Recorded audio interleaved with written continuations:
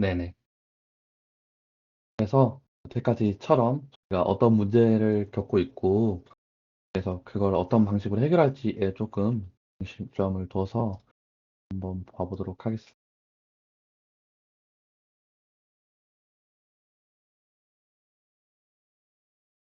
잠시만요. 링크가 하나가 잘못 걸려 있어서.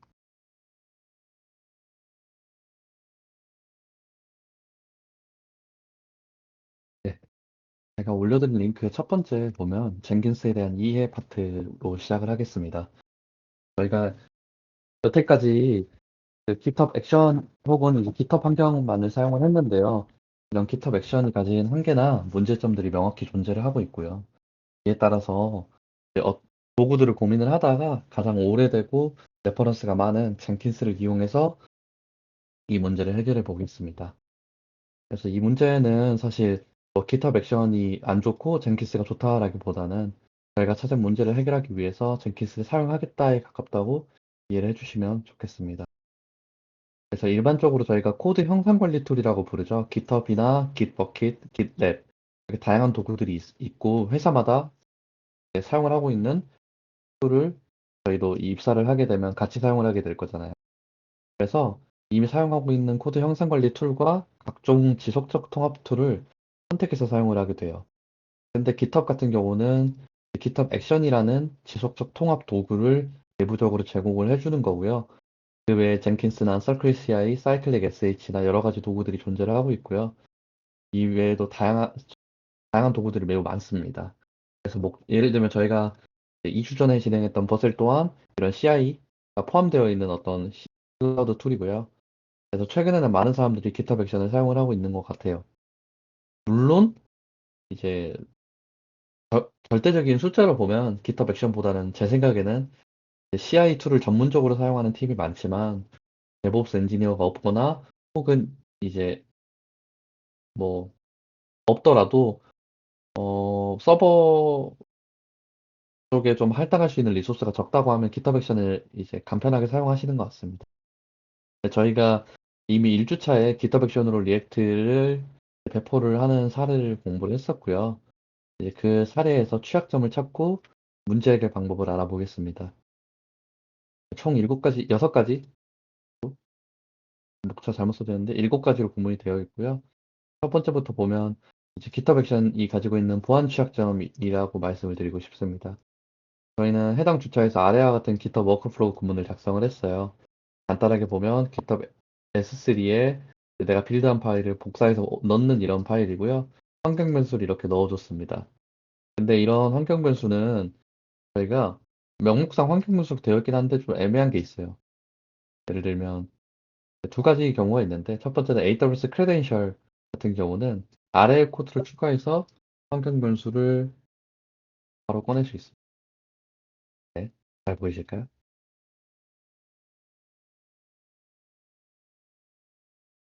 에코라는 건 콘솔 로그고 이 이중 브라켓에 달러 표시가 되어 있는 게 변수를 쓰겠다라는 거예요. 시크릿이라는 객체 안에 들어있는 AWS 액세스 키 아이디라는 이 프로퍼티에 접근을 해서 콘솔 로그를 찍은 거고요. 그래서 만약에 이 환경 변수에 관리자용 액세스 같은 뭐 테스트용으로 누가 넣어 놓은 거예요. 그냥 귀찮아가지고.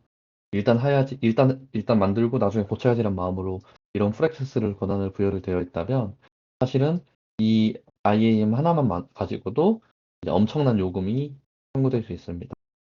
그래서 이런 이제 클라우드 제공 업체, CSP 업체 같은 경우에 크레덴셜 경우 OIDC라는 이용을 방법을 통해서 보완을 할 수 있긴 합니다. 네.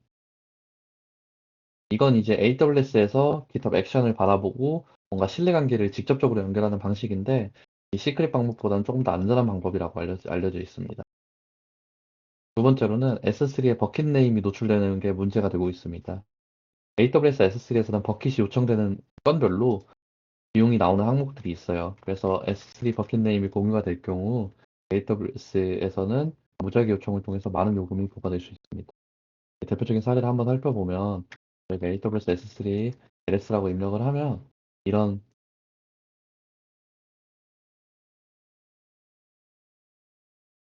이렇게 S3 버킷 네임들이 나올 거예요. 이런 이름들은 외부에 공개가 되면 안 되는 이름들이고요. 저도 실습 이후에는 삭제할 예정입니다. 그리고 저희가 프로필을 처음에 설정을 했을 때 사실은 그 리전 네임도 설정을 했을 거예요. 그래서 AWS가 내부적으로 어떻게 작동을 하냐면 어떤 라이브러리나 이 CLI나 똑같아요. 리전을 명시하지 않고 AWS 부문을 작동을 시키거나 SDK 뭐 저희가 뭐 이런 라이브러리들이 있는데 이런 라이브러리들을 사용을 하면요. 기본적으로 버지니아 북부로 요청이 전달이 되고요. 버지니아 북부에 해당 버킷이 없으면 나머지 버킷에 탐색을 해서 찾아갑니다. 그래서 비용이 이중으로 지불되는 문제들도 있고요. 그래서 어찌됐건 이런 AWS에서 저희가 생성할 때 쓰는 이름들은 사실은 노출이 되면 안 되는 게 맞습니다. 그리고 더 나아가서 이제 각 리소스별로 뭐 예를 들면 S3 버킷 네임에 리전명이 명시되면 안 된다던가 하는 그런 규칙들이 추가적으로 있어요. 그 영상 한번 봐보시면 좋을 것 같고요. 두 번째로는 그리고 이제 첫 번째로 GitHub 액션의 보안 취약점이 이것만 말했는데 이거 말고도 이제 다양한 보안 취약점들이 있습니다. 그래서 GitHub 액션 뭐 security vulnerability라고 치면 엄청나게 많은 항목들에 대해서 저희가 이렇게 보안을 강화를 해야 된다는 부분들이 나와 있어요. 근데 보안이라는 게 사실은 약간 이런 OIDC 같은 게 저는 개인적으로 소화기 같은 거라 생각을 하고 있어요. 문제가 안 생기면 상관이 없는데 문제가 생기면 문제가 좀 커집니다. 대부분의 보안 문제들이. 그래서 이런 것들을 알고 해야 되는 부분이 좀 약간 불편한 것 같고요. 두 번째로는 장애 상황이 일어날 수 있습니다. 장애 상황은 두 가지 종류가 있을 것 같은데 첫 번째로는 이 저희가 GitHub 액션을 실행을 하면 러너라는 친구가 실행을 시켜줘요. 러너라는 친구는 이제 GitHub에서 관리하고 있는 어떤 가상 환경에 들어가는 작은 컴퓨터일 거예요. 근데 이 러너라는 친구를 누군가 개발하는 도구겠죠. 이틀 전에 누가 커밋을 달았네요. 그래서 발생할 수 있는 문제라고 하면 누가 이 GitHub 액션의 러너를 가동하는 부문을 수정을 했어요. 근데 테스트를 통과를 했지만 실제로는 특정한 GitHub 액션에 버그를 유발하는 수정이었던 거죠. 그래서 러너를 수정하고 난 이후에 저희의 GitHub 액션 러너가 전부 마비가 될 가능성이 있습니다. 두 번째로는 GitHub 액션 러너도 결국은 실존하는 서버예요. 그렇기 때문에 서버가 다운이 될 수 있죠.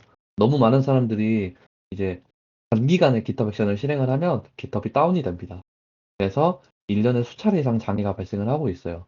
그래서 GitHub 액션을 좀 유의미하게 관리를 하시다 보면 배포가 안 되네요라는 말을 듣고 확인해 보면 GitHub 액션 러너가 마비가 된 걸 볼 수 있습니다. 이제 이건 일종의 관행 같은 건데 사용을 하고 싶은 서비스에 이제 스테이터스 점을 붙여서 이렇게 입력을 하시면 보통 이런 사이트들이 나와요. 여기 보면 이제 노멀 이런 식으로 볼 수 있고요. 이런 것들이 가끔씩 들어와 뭔가 좀 이상한데 이 푸시했는데 왜 안 돌아가지? 풀리퀘스트가 안 합쳐지는데 하면 이게 적신호가 떠 있습니다.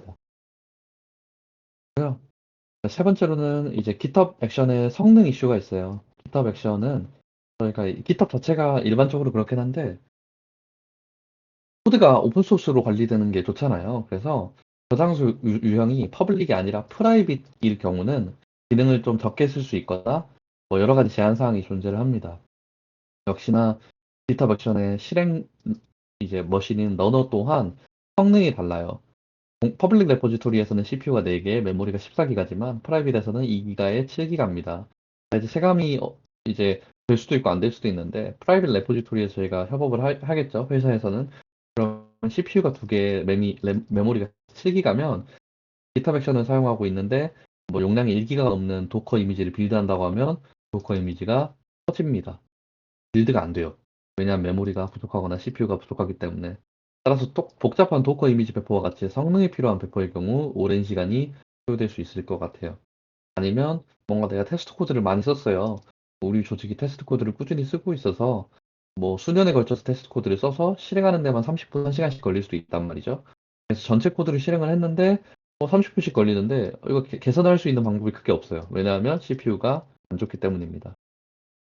네 번째로는 GitHub 액션의 캐시 비효율성 문제도 좀 있는 것 같아요. 저희가 동일한 버전의 리액트 프로젝트들이 기록된 10개의 레포지토리가 있어요. 어떤 회사에서 리액트 프로젝트가 10개가 있는 거예요. 뭐 백오피스, 프론트 사이트, 뭐 마케팅 사이트 이런 식으로. 근데 GitHub 액션은 개별 저장소마다 작동을 하고 있어요. 따라서 GitHub 액션의 러너는 10개가 개발적인 컴퓨터에서 작동을 하고 있습니다. 따라서 npm 인스톨, 얀 인스톨을 통해서 리액트 18.3의 1 버전은 10개나 다운로드 받게 돼요. 모든 노드 모듈스에 대해서 이런 일이 일어나면 배포 과정 전체가 비효율적으로 진행이 됩니다. 물론 이런 비효율적인 모듈 설치를 캐싱하는 방법들이 있어요. 하나의 프로젝트에서 캐싱하는 방법도 있지만 리액트가 하나만 설치되도록 할 수 있는 얌벨이나 PNPM 같은 기능들도 존재를 하고 있습니다. 이제 제가 앞서 잠깐 PNPM을 언급을 했을 때 PNPM이 좋다는 아니에요. 어디까지나. 단점도 분명히 있고 PNPM에서 지원하지 않는 라이브러리들도 있겠죠. 하지만 PNPM에서 지원하고 있는 이런 심 링크드 노드 모듈이라는 구조는 하드 링크나 소프트 심볼 링크라고 하는 이제 리눅스 기반 운영체제의 어떤 카피구를 사용한 방법이에요. 이 카피는 저희가 후라는 프로젝트 노드 모듈을 설치를 하려고 해요. 근데 후라는 친구는 바와 후 그리고 파라는 라이브러리가 필요하다고 했을 때 보통 npm에서 그냥 npm을 사용을 하면 이걸 다 다운받아요. VSC에 프로젝트 디렉토리에. 하지만 누군가 생각을 한 거예요. 아니 후하고 두 개를 같이 받을 필요가 있나? 이건 예시가 좀 잘못됐을 수도 있지만 만약에 이게 후하고 뭐 바하고 바예요. 혹은 바가 있고 카가 있는데 카 안에서 바를 쓴다고 생각을 해봅시다. 그러면 카 안에 바를 또 받은 게 윈이에요. 그리고 여러 개의 프로젝트에서 리액트를 여러 번 받는 것도 비효율적입니다. 그래서 저희가 시스템 디렉토리 PNPM이 관리하고 있는 특정한 스토리지에 이런 라이브러리도 다운을 받고요. 저희가 이제 어떤 바로가기 같은 거죠. 제가 뭐 AWS 뭐 git bash이라는 걸 열어보면 이 친구는 바로가기 파일이에요. 그래서 누르면 실제로는 다른 파일이 실행이 됩니다. 그런 것처럼 노드 모듈스에 있는 라이브러리들도 실제로는 존재하지 않지만 실제 다른 경우에 존재하고 있는 친구로 링크를 걸어줘요. 그래서 그런 방식을 통해서 뭐 10개, 100개가 넘어가더라도 리액트는 단 하나만 설치가 됩니다. 이것뿐만 아니라 장점들이 정말 많이 존재를 하고 있고 이게 이제 조금 용량도 아껴줄 뿐더러 뭐 다양한 장점이 있습니다. 하지만 GitHub 액션은 사실상 복수의 PC에서 작동을 하기 때문에 링크를 걸 수가 없죠. 다른 컴퓨터이기 때문에. 그래서 이런 이점을 누릴 수 없습니다. 그리고 GitHub 액션엔 참고 자료가 없어요. 어, 이제 구글링 하면 참고 자료가 좀 나오는데 라고 생각을 할 수도 있지만 문제가 되는 부분은 그 특정한 몇 개의 프로젝트만 있습니다. 뭐 리액트 S3에 배포하기 뭐 여기까지는 존재를 많이 해요. 근데 조금 더 복잡한 뭐 넥스트를 뭐 서버 사이드 렌더링으로 배포하기, 뭐 스태틱 사이트 제너레이터로 배포하기, 뭐 그걸 비롯한 다양한 이제 사례가 조금 부족한 편입니다. 그래서 많은 사용 사례가 많이 나오곤 있지만 개인적으로 이제 젠키스들에 대한 참고 자료가 적은 편이고요. 예를 들면 저희가 뭐 프라이빗 레포지토리에 CPU가 부족해서 도커 이미지가 터질 때 GitHub 액션에서는 어떻게 이걸 극복할 수 있는가라는 레퍼런스를 찾아야 되면 좀 오래 걸리실 거예요. 혹은 그런 해결 방법이 존재하지 않을 수도 있습니다. 그리고 GitHub 액션은 호환성이 낮아요. 저희가 코드 형상 관리 툰 SVN이나 GitLab, Gitbucket 쓰는 경우에는 GitHub 액션을 쓸 수가 없죠. 그래서 GitHub 액션으로만 파이프를 만들어 버리면 코드 형상 관리 툴이 변경되거나 혹은 뭐 다른 형상 관리 툴이랑 협업을 하기가 힘들죠. 그 다음은 GitHub 여기에 안 써져 있는데 GitHub 액션이 가지고 있는 고질적인 전 문제라고 생각을 해요. GitHub 액션은 이제 별도의 솔루션이 아니죠. 그렇기 때문에 제 생각에는 매출에 영향을 준다라고 보기 어려운 것 같아요. 그러니까 GitHub을 쓰고 있는 조직들이 GitHub 액션을 통해서 뭔가 배포를 하고 뭐 엔터프라이즈급 요금제를 결제하도록 유도를 할 수는 있겠지만 그게 이제 전문적으로 이런 CI 툴을 만드는 회사들에 비해서는 좀 취약하다라고 저는 생각을 하고 있습니다. 그리고 장점들도 있어요. 근데 그럼에도 불구하고 초창기 스타트업에서 혹은 초창기가 아니더라도 GitHub 액션을 쓰고 있는 이유가 많긴 해요. 독보적으로는 무료입니다. 이걸 이길 방법이 없고요. 두 번째는 인프라 및 관리자가 필요가 없어요. 저희가 이번에 젠키스를 하면서 보시게 될 때는 인프라 관리자가 필요해 보입니다.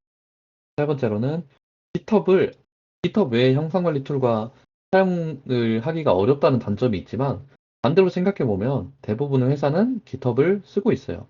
물론 조직이 조직이 연식이 오래된 회사 같은 경우는 뭐 깃랩이나 이런 것들을 쓰고 있긴 하지만 뭐 깃허브를 많이 쓰는 것 같습니다, 요즘. 그래서 해결 방법은 저희가 깃허브 액션이 아닌 다른 CI 툴을 쓰고 싶어요. 젠킨스, 서클 CI, 아르고 CD, 사이클릭 SH 다양한 도구들이 존재를 해요. 하나씩 간단하게 살펴보면 뒤에부터 볼게요. 인지도가 떨어지는 것부터 보면 이제 사이클릭 SH는 자바스크립트 관련되어 있는 이런 라이브러리들을 배포하기 쉽게 만들어주는 친구예요. 좀 더 클라우드 네이티브한 솔루션이고요. 일반적으로 클라우드 네이티브하다라는 말의 정의는 클라우드에서 제공하는 CSP 업체, AWS나 NSP 같은 클라우드 업체에서 제공해주는 서비스들과 통합이 잘 됩니다. 마우스 클릭만으로 연결을 할 수 있다는 장점이 있고요. 그리고 사이클릭 SH는 제가 마지막으로 확인했을 때는 몽고DB 같은 걸 지원을 합니다.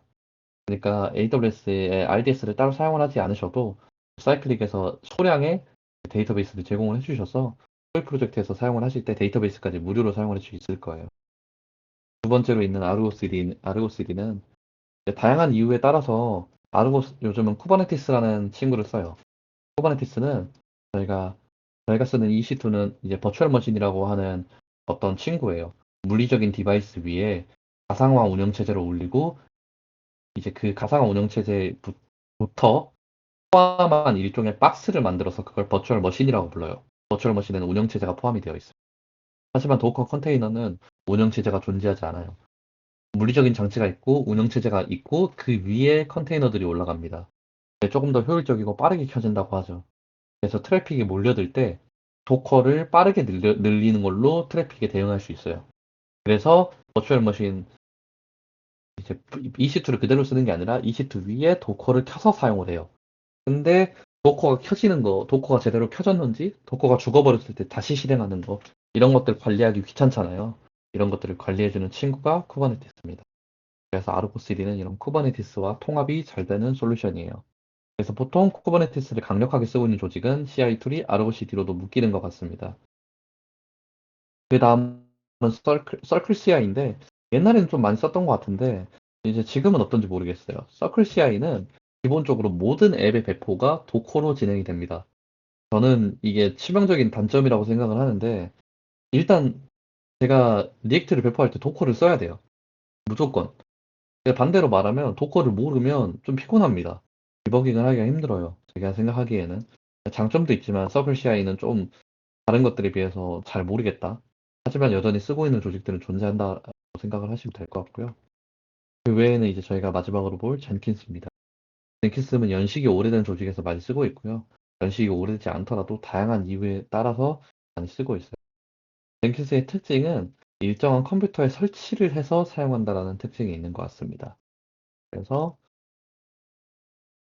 한번 실습을 통해서 GitHub 액션과 어떤 부분이 다르기 때문에 운영자가 필요하고 비용이 지불되는지를 보면 좋을 것 같아요. 실습 자료를 한번 살펴보면 눌러보면 젠킨스 환경에서 배포 자동화라는 부분이 있어요. 그래서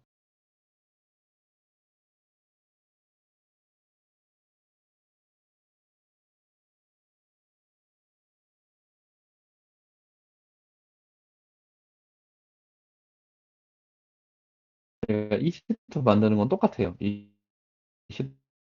EC2로 만들고 뭐 그 외에는 없습니다.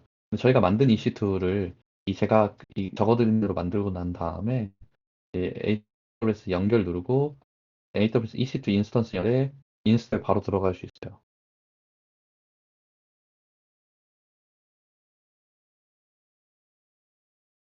들어가서 저희가 인스톨링 젠킨스라는 페이지를 들어가서 항상 여기서 제 운영체제를 선택하고 운영체제 맞게 설치를 했어요. LTS 버전으로 설치를 해야겠죠? 그리고 나서 설치를 하면 에러가 뜹니다. 그래서 저희가 젠킨스를 실행할 때는 자바가 필요하기 때문에 자바를 설치하고 실행을 해요. 여기 구문대로 쭉 따라가시면 되고요. 그리고 이렇게 해서 외부 포트를 확인할 수 있습니다. 외부 포트는 8080이고요. 이 콘솔창에 보면 퍼블릭 IPVS가 3으로 시작하기 때문에 3에 8080으로 치면 이런 창이 나옵니다. 하지만 여러분들이 이 IP에 들어봤을 때는 창이 열리지 않을 거예요. 왜냐하면 여기 젠킨스 설치를 환경 설정하기를 했을 때 여기 접속을 해보면 접속이 안 됩니다. 접속이 안 되는 이유는 이제 저희가 보안 그룹에서 위에서 이제 실습을 하시면서 깨달을 수 있겠지만 뭔가 특정한 포트를 열지 않았기 때문에 접속이 안 돼요. 그리고 열 때 저는 제 IP만 들어올 수 있게 했기 때문에 다른 데서 접속할 수 없습니다. 그리고 젠킨스를 접속한 다음에 이제 접속하고 나면 처음에 접속했을 때 이 이니셜 패스워드라는 게 나와요. 그래서 이거 한번 처음 접속했을 때 이거만 발생을 하거든요. 그래서 꼭 이거 복사 붙여넣기 해서 메모장에 잠깐 보관을 하시고 비밀번호 입력하고 로그인하고 이렇게 쭉 해요. 전 뭐 하이마트 12로 이렇게 했는데 개인정보 입력하신 다음에 스타팅 유징 젠킨스를 누르면 이런 창으로 들어올 수 있습니다. 그래서 뭐 새로운 아이템 만들기 이렇게 해서 쭉 만들어요. 이렇게 만들고 저희가 이제 나 누가 리액트 배포해주세요라고 하면 뭐 예를 들면 저희가 월간 CSS 운영하고 있는 백오피스 리액트 사이트 이런 걸 배포를 해야 된다고 치면 저희가 이렇게 대시보드에서 새로운 아이템 눌러서 누르고 이름 입력하고 파이프라인 입력하고 OK를 누르는 것만으로도 파이프라인이 완성이 됩니다. 여기서 몇 가지 조치를 해야 되긴 해요. 그래서 몇 가지 조치 사항들에 대해서는 아래로 쭉 써져 있어요.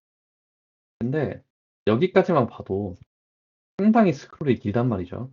GitHub 액션 같은 경우는 저희가 설정할 게 사실 저희가 IAM 크레덴셜 말고는 거의 없었어요. 하지만 이 친구 같은 경우는 저희가 어떤 배포 구문을 돌리는데 엄청나게 많은 설정들이 필요합니다. 각각의 설정들 한 번씩 보시면 될 것 같고요. 마지막 최종적으로 저희가 사용을 하게 되는 파이프라인만 조금 확대를 해서 보면 좋을 것 같아요.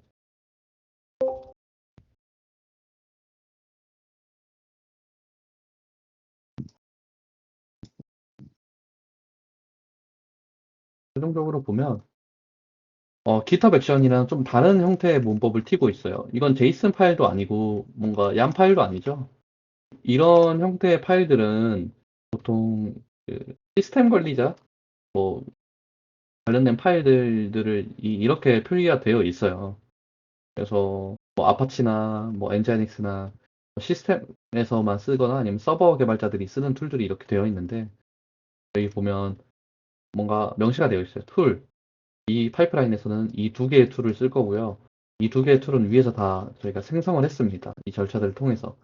그래서 이 파일 보면서 한번 이거 양쪽으로 띄워서 비교해 보시면서 한 번씩 보시면 되고요. 저희가 스테이지는 프리페어, 빌드, 디플로이로 단계를 나눴어요. GitHub 액션에서 이렇게 스텝을 나눠서 작업을 한 것처럼 나눠서 작성을 할 거예요. 그리고 그 안에 스테이지 안에 스텝을 만들었고 스텝에서는 저희가 어떤 git 브랜치 이 파이프라인이 발생하게 된 트리거된 브랜치 제 크리덴셜 아이디 사실 위에서 비밀번호도 입력을 했거든요. 그래서 비밀번호는 따로 기록이 되어 있고요. 그리고 나서 URL은 제가 포크 뜬 저희 실습용 URL입니다. 그리고 얀 인스톨, 얀 빌드를 했고요. 그 다음에 AWS S3 싱크를 통해서 업로드를 했습니다. 실제로 업로드를 하게 되면 결과물들이 어떻게 나오냐면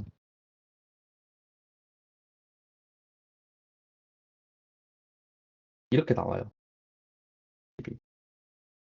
들어가서 아웃풋을 보면 배포 완료된 것을 볼 수 있습니다. 자, 여기까지 봤을 때 이제 조금 이제 기타 액션을 1년, 뭐 1년까지도 아니라 한 3, 4개월 정도 빡세게 쓰다 보면 이제 습관이 생기거든요. 내가 뭐 리드밀 파일 만드는 거 귀찮아, 아니면 폴더 구조를 이렇게 문서화 시키는 걸 수동으로 하기 귀찮아서 막 파이썬이든 자바스크립트든 코드 써서 기타 액션 하나씩 늘리고 이런 식으로 작업을 하다 보면 기타 액션이 정말 편해요. 근데 기타 액션이 가지고 있는 단점은 이게 대시보드가 없어요.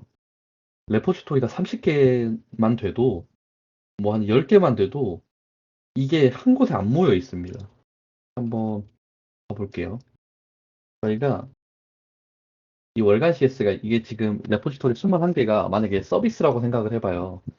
그럼 이 서비스 21개의 기타 백션에 성공했는지 실패했는지를 보려면 일단 클릭하고 들어가서 액션 들어가서 액션이 뭐 한 7개 있다 그러면 액션 이거 7개 눌러서 들어가서 확인하고 이래야 돼. 근데 젠킨스는 이 안에서 다 볼 수 있어요. 이 30개를 쭉 대시보드를 자체적으로 지원을 하고 있습니다. GitHub 액션비에 비해서 조금 더 많은 수의 저장소를 보기가 편해요. 그리고 두 번째로는 저희가 여기서 S3에 업로드하는 구문이 마지막에 있었잖아요. 이 말은 AWS 프로파일을 등록을 했을 거예요. 언제 등록을 했냐면 파이프라인의 마지막 최종 등록을 할 때 configure 프로파일을 등록을 했습니다. 그래서 이 친구가 보면 sudo s로 관리자 권한을 열고 su 젠킨스로 하면 유저명이 젠킨스로 바뀌어요. 세 줄을 확인을 해볼게요. 세 줄은 이런 형식으로 구성이 되어 있습니다. 그래서 스크린박에 올려 왼쪽에 골뱅이 뒤에 IP가 있죠? 프라이빗 IP인 것 같아요. 172로 시작하는 건 보통 프라이빗 IP입니다. 사회적으로 약속이 되어 있어요. 그리고 그 앞에 골뱅이 앞에 있는 건 유저네임이에요. 이 컴퓨터의 유저네임이 하나를 덜 복사했네.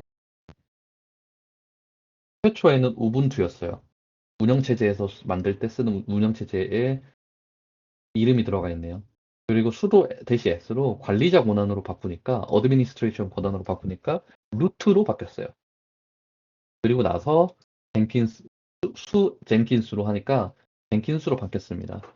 그리고 이그짓을 치면 루트로 돌아가고 다시 이그짓을 치면 우분투로 돌아가요.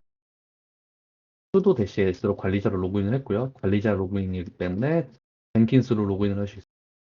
젠킨스를 설치했기 때문에 젠킨스라는 친구가 있는 거예요.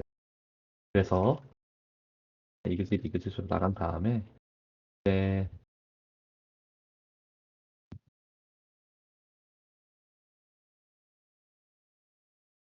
저희가 AWS 프로파일 AWS 프로파일로 치면 이런 뭐 이렇게 나와요. AWS 컨피그 리스트를 치면 뭐 이런 값이 나오네요. 제가 만들어 놓은 이 값이에요. 근데 이 컨피그 가지고 있는 친구 우분투거든요. 그래서 아까 여기 이거 수도 S하고 젠킨스 안 하고 입력을 하시면 이 컨피그를 가지고 있는 친구는 우분투고 젠킨스는 다른 계정이거든요. 다른 컴퓨터 안에 있는 다른 사용자예요. 비밀번호 물어보잖아요. 제 비밀번호 몰라요. 수도 대시 S로 들어가시면 이제 비밀번호를 안 물어봅니다. 네, 들어가서 보면 한번 확인을 해볼게요. 진짜 이게 맞는지. 우분투로 AWS 컨피규어하고 테스트로 만들게요. 프로필 테스트로 만들고 테스트라는 컨피규어에는 A를 입력했습니다. 다시 입력하면 A가 나와요. 근데 제가 sudo 대시 S 한 다음에 루트로 들어간 다음에 AWS configure profile 테스트 입력하면 안 나와요. non으로 나옵니다. 그래서 여기에 구분을 위해서 다시 B를 입력해 볼게요. 그 다음에 젠킨스를 입력해서 젠킨스로 로그인 다음에 AWS configure profile test 입력을 하시고 들어가면 없어요. CCCC로 입력을 해보겠습니다. 얘는 CCCC고 이그짓해서 루트인 거 확인하고 다시 테스트해보면 BBBB예요. 그래서 저희가 어떤 스크립트를 입력하는 친구는 실행하는 주체에게 귀속이 되겠죠. 그렇기 때문에 이 친구를 젠킨스로 로그인한 다음에 컨피그를 설정을 해주셔야 여기서 프로필이 인식이 됩니다. 그래서 여기까지 진행을 하시면 최종적으로 S3에 배포가 되어 있는 걸 볼 수 있어요. 3시 25분에 올라갔네요. 제가 한번 돌려가지고. 근데 또 그런 생각을 할 수도 있어요. 아니 이런 식이면 이거 그냥 이 컴퓨터 들어와가지고 이거 쳐도 되잖아요. 처음에 그 IAM 저희가 만들 때 보면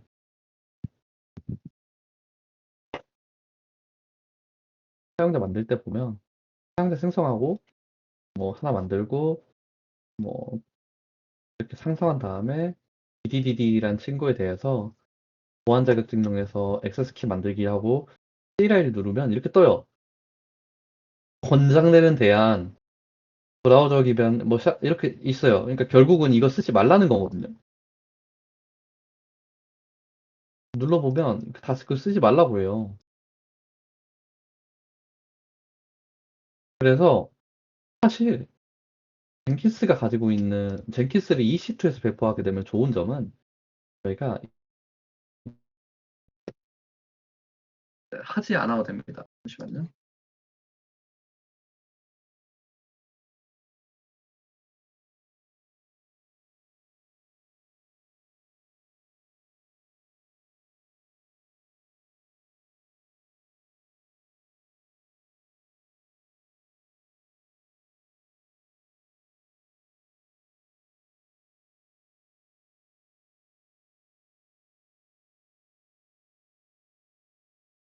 아, 아.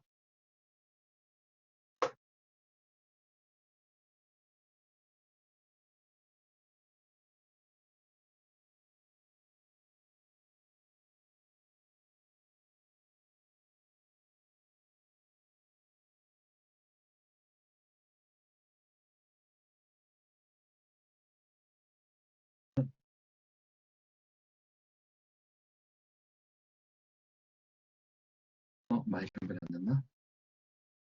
방금까지 들렸었습니다. 지금도 들리고 있어요. 아, 아. 들리고 있어요. 네, 감사합니다. 그래서 IAM을 만드는데 이 친구한테 제가 CLI를 안 줄 거예요. 안 주는 대신에 뭐 권한은 들어가 있다고 치고 이 DDD라는 친구를 제가 EC2에 인스턴스 설정해서 여기 보면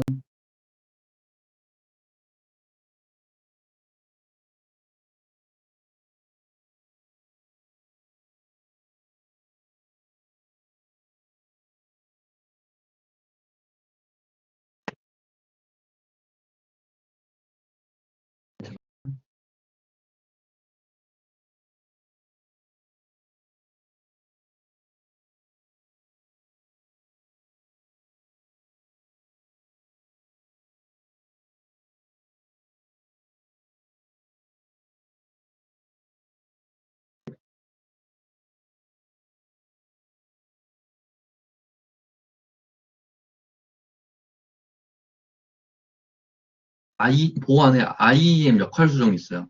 선택이 안 돼 있거든요. 그래서 제가 여기서 새 IAM 역할 수정을 누를게요. 그래서 여기에 제가 역할 생성 누르고 AWS 서비스 EC2. 아까 저희가 만든 건 IAM 유저였습니다. 사용자.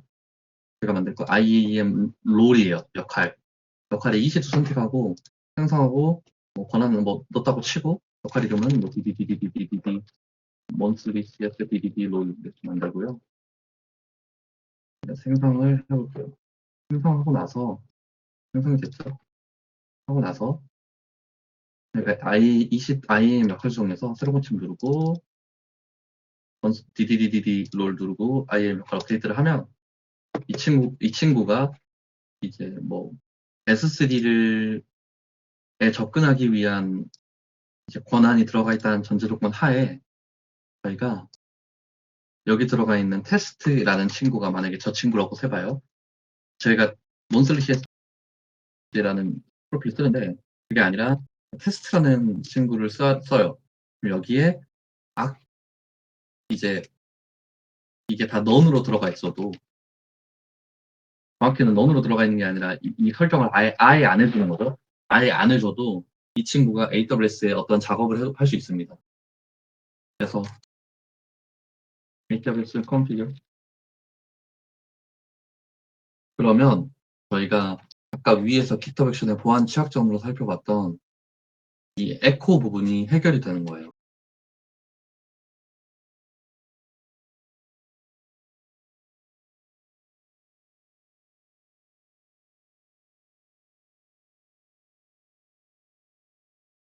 네, 이 부분입니다.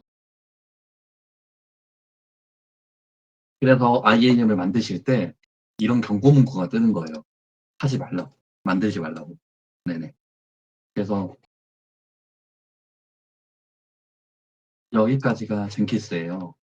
그래서 어떤 GitHub 액션과 달리 설정해야 되는 게 많기 때문에 이제 조금 아까 봤던 GitHub 액션의 이제 장점 중에 하나인 관리자가 필요하고요. 어쩔 수 없이 별도의 인프라가 필요를 해요. 근데 저희가 인프라 계속 말씀을 드리면서 가용성이라는 단어도 말씀을 드렸을 거예요. 젠킨스 서버가 지금 한 개예요. 한 개이기 때문에 서버가 죽으면 젠킨스가 작동을 안 합니다.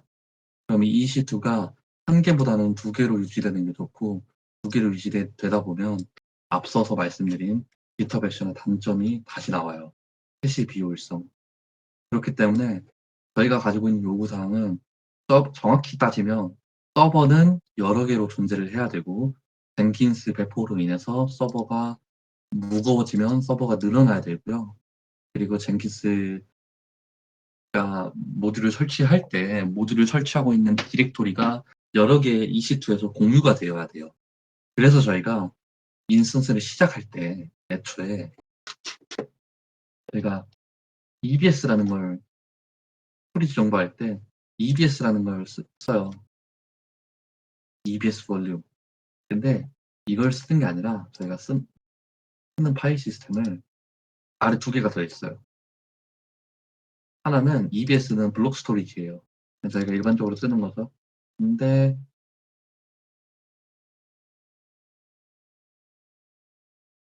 뭐 서브넷에서 선택을 안 했으니까 안 되는데 EFS하고 FXX가 하나 있어요.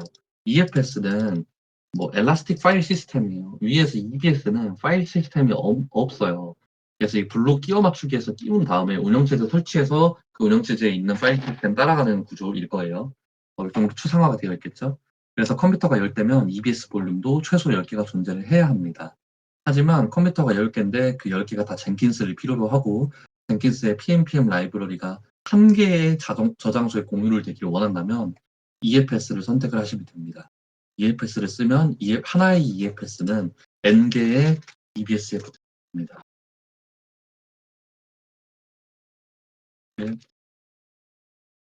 그리고 옆에 있는 FXX는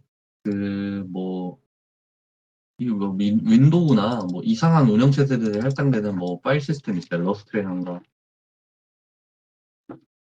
이런 친구들인데 뭔가 S3랑 연결되어 있는 뭐 샤라샤라 나오는데 일반적으로 쓸 일은 없습니다. 그래서 EFS 정도 알고 계시고 뭐 젠킨스 서버를 구성을 해야 된다고 하면 이렇게 EFS 고르고 선택을 해보는 것도 좋은 것 같아요. 네. 만약에 넥스트라고 생각을 해보면 넥스트에서 퍼블릭 에셋을 뭐 EC2 안에 캐싱해서 이렇게 보여주는 사례들도 있거든요. 그런 경우에도 굳이 컴퓨터 10개에 캐시 따로 있을 필요는 없죠. EFS 선택을 하셔도 됩니다. 그러면 여기서 말하는 GitHub 액션의 캐시 비효율성도 해결이 되고요. 가용성도 훨씬 좋아질 것 같아요. 여기까지가 젠킨스를 저희가 프로덕션에서 사용을 하기 위해서 고민을 해봐야 되는 거고요. 추가적으로 당연히 이제 젠킨스 시큐리티 이런 걸 쳐주셔서